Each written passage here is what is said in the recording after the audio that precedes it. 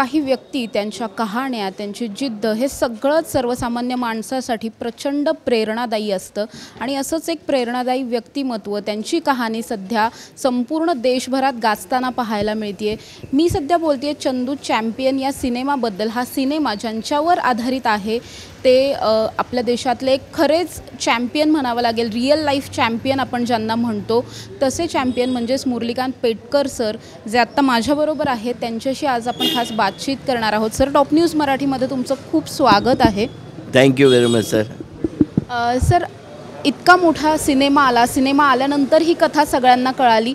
मात्र हा प्रवास कसा चालू झाला होता, एका लहान गावातून मग ऑलिम्पिकच्या मेडलपर्यंतचा हा सगळा प्रवास? माझ्या जो चंदू चॅम्पियन पिक्चर आहे ह्यामध्ये माझी पूर्ण स्टोरी दिलेली आहे. त्यामध्ये मी लहानपणी जी गोल्ड मेडलचं जे एक हे दाखवलं होतं, लहान मुलगा शाळा भरलेली त्याची शाळेमध्ये दाखवलेले. एकाला विचारलं काय बनणार, मी डॉक्टर बनणार. एकाला विचारलं काय, मी हे बनणार, शिपाई बनणार, हे बनणार. तर माझ्या वेळेला सरांनी विचारलं मी ऑलिम्पिकचं गोल्ड मेडल आणणार, असं केलं. पण ते लोकांनी माझी टिंगल उडवली आणि तेव्हा मी मनात ठाणलं की आपण मेडल आणायचं. ही जिद्द माझी आगरी सिनेमात पूर्ण झालेली दाखवलेली आहे. सर, तुम्ही जसं आम्ही चित्रपटात पण पाहिलं, तुमची जी कथा आहे सुरुवात होते खाशाबा जाधव यांची. तुम्ही मिरवणूक पाहिली, तुमच्यासाठी ते प्रेरणास्थान होते कायमच. कशी होती ती मिरवणूक, आत्ता काही आठवतं का त्यावर? आत्ता तसं काय जुनी मिरवणूक आत्तासुद्धा जे एखादं चांगलं आमच्या आता सध्या गावाला अशी प्रथा आहे, एखाद्या माणसाने चांगलं स्टेट लेवल नॅशनल केलं तर त्याची बैलगाडीत बसून असं मिरवणूक, आमच्या सांगली जिल्हा, कोल्हापूर जिल्हा त्या माणसाची मिरवणूक काढतात. तुम्ही खाशाबा जाधव यांना बघून कुस्ती शिकलात, त्यांच्याकडे प्रेरणा घेतलीत तुम्ही. खाशाबा जाधव यांच्याबद्दल थोडंसं सांगाल का? तुमच्यासाठी ते किती प्रेरणादायी? बघा, कारण मी ज्या वेळेला सगळ्यात काय, माझ्या भावाने मला इस्लामपूरपासून कराडला सायकलीवरून घेऊन गेले होते आणि त्या सायकलीवरून मी मिरवणूक बघितली होती. 100 गाड्या, 10-15,000 लोक बघायला आले होते त्याला. आणि ते एक मनात ठरलं की एवढी, तर भावाला विचारलं काय एवढं, तर जगात आपण नाव केलं तर हे सगळं आपल्याला मिळतं. म्हणून म्हणजे त्यावेळेला मनात ठाणून धरलं की खाशाबा जाधवने मेडल आणून जगात नाव केले तसं आपणही करायचं. एक जिद्द धरली आणि शाळेत पुढे जाऊन सर तुम्ही सरपंचाच्या मुलाला हरवलं. ती नेमकी कुस्ती आता आठवते का? हां, आठवते. कुस्ती कसं असतं, खेळ आहे हा. खेळामध्ये मला पहिलं पूर्वी कसं असायचं, बतासे, चुरमुरे, नारळ असं करायचं. आणि जगामध्ये आता तुम्हाला एक वस्तू दाखवतो.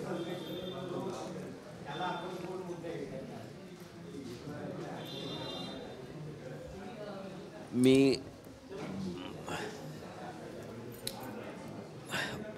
पहिल्यांदा 1 पैशावर, म्हणजे पूर्वी असायचे पैसे वगैरे असायचे नसायचे, तर मुरमुरे, नारळ वगैरे द्यायचं. तर त्या टायमाला मी पंच असं पहिल्या लोकांना फिरवतात, 1 पैसा 1 पैसा. तर त्या टायमाला मी पहिल्यांदा लाईफमध्ये जिंकली होती 1 पैशाची कृती. तो हा 1 पैसा आहे बघा तुम्ही. तो ब्रिटिश काळचा आहे, 400-500 वर्षाचं पूर्ण आहे.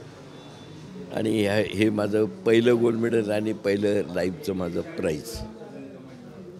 पुढे जेव्हा तुम्ही ती कुस्ती जिंकलात सावकाराच्या सरपंचाच्या मुलाबरोबरची, त्यानंतर पुढे मग काही त्रास झाले फॅमिलीला, पुण्यामध्ये आला, ती नेमकी स्टोरी काय? काय असं, मी कुस्ती केल्यानंतर मी 5 रुपयाची कुस्ती, सरपंच, आता गावाला कसं असायचं, सरपंचाचा मुलगा आहे तर त्याच्या कुस्ती खेळताना त्याच्याबरोबर पडायला पाहिजे, हारायचं. किंवा मोठ्या पाटलाचा मोठ्या पुढाऱ्याचा पैलवान आहे तर त्याच्यावर पडायचं, असं नियम होतं. पण त्या टायमाला काय झालं, गणपती खेडकर हा जो पैलवान आहे, जो वस्ताद मोठा, त्याचं मारुती मानांच्या बरोबरचं हे आहे. तर त्यांनी विचारलं की काय कुस्ती कुठे काय, तर ही मी कुस्ती खेळणार म्हणून हे केलं. पण त्या पैलवानाने कामेरीचा अलग पट्टा, कामेरीचा सरपंचाचा पट्टा, गणपती खेडकरचा पट्टा. आता इस्लामपूरच्या तालमीमध्ये गणपती खेडकर हा मी हात मिळून त्यांना सांगितलं मी गणपती खेडकरचा पट्टा, म्हणजे हे दोघंही गणपती खेडकरचे पट्टा. पण लोकांना, त्या कामेरीच्या लोकांना काही शंका आली की ह्यांनी खेडकरांनी कामेरीच्या पट्ट्याला हरवण्यासाठी हा पैलवान तयार केला आहे असं शंका झाली. आणि त्याची माझी कुस्ती झाल्यानंतर मी ती कुस्ती जिंकली. मग लोकांना हे आलं की कामेरीच्या लोकांना राग आला आणि इस्लामपूरच्या गणपती खेडकर आपल्या बहिणीच्याच मुलासाठी विरोध करून पैलवान तयार केला आहे म्हणताना ते लोक नाराज झाले आणि त्या टायमाला बघा मारामारी दाखवले. तर तशी ती जोरात मारामारी इतकी जोरात झाली की मला त्या पैलवानीने उचलून एका पळून गेलो, ते पळालेलं तर मी बघितले. असं कुस्तीचं ते भांडण झालं आणि ते आम्ही नंतर आर्मीला जॉईन केलं. त्यानंतर तुम्ही थेट पुण्याला येऊन पोहोचलात. पुण्यात आल्यानंतर सैन्यात जाण्याचं स्वप्न पूर्ण झालं. ते नेमकं प्रवास कसा होता पुण्याला आल्यानंतर? पुण्याला ज्यावेळेला तसं कपडे काढून तसंच आलो होतो आणि शंकरशेठवर धोबीघाट आहे ना, तिथं मला माझ्या आत्याला तिथं मला उतरलं.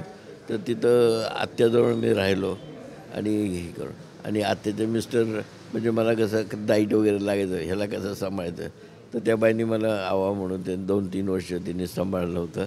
आणि सांभाळल्यानंतर मिलिटरीची भरती झाली आणि मिलिटरीमध्ये मी जॉईन झालो आणि मला सिकंदराबादला ट्रान्सफर झालं. मी सगळ्यात पहिले चांगले हॉकी करत होतो, पण मी मराठा माणूस असल्यामुळं मला पुढलं सिलेक्शन नाही मिळायचं. तर मग एक दिवसाचा सिलेक्शनचा दिवस होता, हॉकीच्या ग्राउंडवर बसलो, तर आत्ता सिलेक्शन, तर फोन आला की माझं सिलेक्शन झालं नाही. मला खूप वाईट वाटलं तर रडत बसलो होतो. तेवढ्यात माझे एक इन्स्ट्रक्टर अली साहेब, त्याने क्या पेट करे बच्चा काय करो होता है लड़की की तरह, तर मेरा सिलेक्शन नहीं हुआ. अरे नहीं होगा, वो भाड़ में गया. ये क्या चल रहा है सामने, बॉक्सिंग, ये खेल में ऐसा आहे, दात तोड केले हो नाही तर दात तोड केलेलं. आणि ते म्हणले तेही ह्या इंडिव्हिज्युअल खेळ आहे, आपला ताकद पण राहत आहे, ठीक आहे म्हणून. आणि त्या दिवशी मी हॉकी करायचं सोडलं आणि बॉक्सिंगला चाललो. बॉक्सिंगमध्ये मी इतकं चांगला बॉक्सिंग करत होतो की छोटू मला बेंगलोर मद्रास ह्या भागाला छोटू टायगर म्हणून मला ओळखतात. तर मी बॉक्सिंगमध्ये माझा एक राईट हुक असा आहे ते अजून कोणाला मारता येत नाही, मारलं की माणूस नॉकआउट. असे मी जपानला गेले. जपानमध्ये 9 फाईट जिंकल्यानं लास्टला 10व्या वेळेला ज्यावेळेला बॉक्सिंग, उगांदाचा एक बॉक्सर होता, काळे तोंडाचा बघितलं तुम्ही, तर तो बॉक्सर तर त्याने मला नॉकआउट केलं आणि मी नॉकआउट झालो. असं हे बॉक्सिंगचं जीवन इथं संपून नंतर मग हे पाकिस्तानचे आहे. पुढे सर हे सगळं खूप छान चालू होतं, तुम्ही खेळत होतात, वेगवेगळे खेळ खेळत होतात, मेडल्स येत होते. मात्र अचानक पाकिस्तानचा हल्ला झाला 1965ला. त्यावेळेस नेमकं काय परिस्थिती? मला 9 गोळ्या लागल्या, त्यातली माझ्या स्पाईनमध्ये अजून एक गोळी आहे. नेमकं त्यावेळेस झालं काय होतं, तुम्ही कुठे होता? अच्छा, काय झालं, ऑक्टोबर महिना होता, जोरजोरात सिटी वाजायला लागल्या होत्या. ती सिटी ॲक्च्युली ती प्लेनचा अटॅक आलेला, तुम्ही सावध राहा. पण काय झालं की लोकांना काय वाटलं, 4चा टायमिंग होता, चायची सिटी झाली. मग त्यांना लोक सगळे चहा प्यायला चालले. तर मी काय स्पोर्ट्समॅन होतो, चहा पीत नव्हतो. तर बिचारे बाहेर गेले, ते सगळे हे झाले, बाहेर जे लढाईमध्ये गेले ते गोळ्या लागले. तर त्याच टायमाला मला 9 गोळ्या लढाईमध्ये ते आली, तर मी पिक्चरमध्ये बघितलं आहे. त्यानंतरचं आयुष्य खरं तर खूप खडतर होतं. त्यानंतर पुढे तुम्ही रिटायर झालात सैन्यामधून. त्यानंतर मात्र जेव्हा तुम्ही टेल्को कंपनीमध्ये कामाला लागलात, तो अनुभव कसा होता? पुढे 30 वर्ष अश्विनी हॉस्पिटलमध्ये मी प्रॅक्टिस करत होतो. तर त्या टायमाला गव्हर्मेंटनी टाटा कंपनी, टाटा टेल्को ट्रस्ट, या सगळ्या टाटा ग्रुपनी बॅटल कॅज्युअल्टी लोक आहेत, तर त्यांना मदतीसाठी सगळ्यांना विचारलं. तर कुणी घर मागितलं, कुणी मला पेन्शन द्या, कुणी पॉल्ट्री फार्म द्या, कुणी काय असं मागत गेले.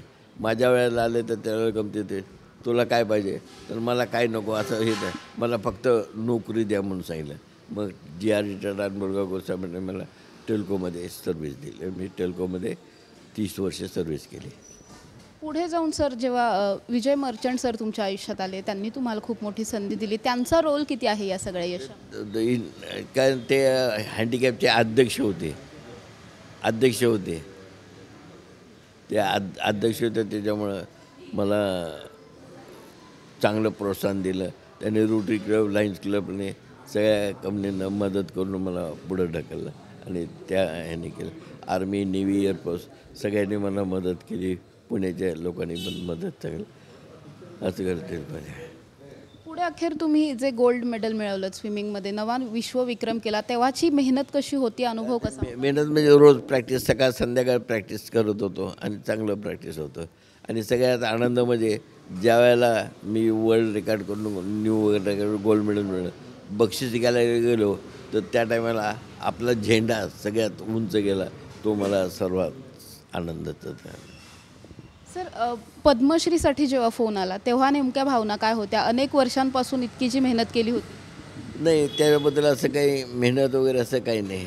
मला ज्यावेळेला अर्जुन अवॉर्ड मिळायला पाहिजे तर ते मी मागितलं होतं, पण मला त्या टायमाला गव्हर्नमेंटने दिलं नाही आणि हे पद्मश्री हे डायरेक्ट त्यांनी दिलं.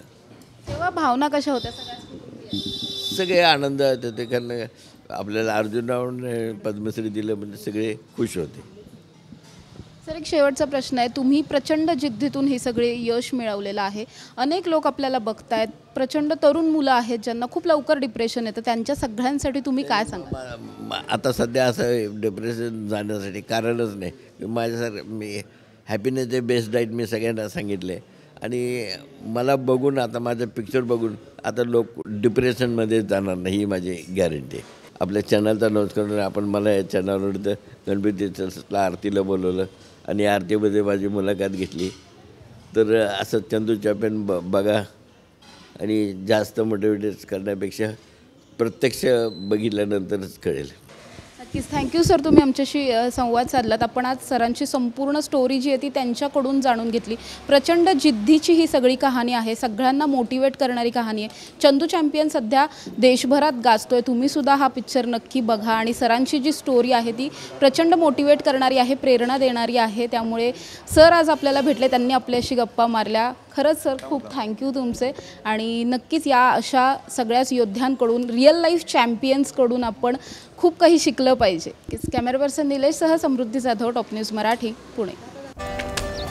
कम ऑन गाइस, हरी अप. अरे सुन ना, एक ब्रेक ले लेते हैं. Guys, I am telling you, तुम लोगों को सही से ट्रैकिंग नहीं आता. But that's okay, you can learn. रोज का ढक्कन देना. ये रेड वाला है, सही वाला देना. अबे ढक्कन, पहले तो सही पानी पीना.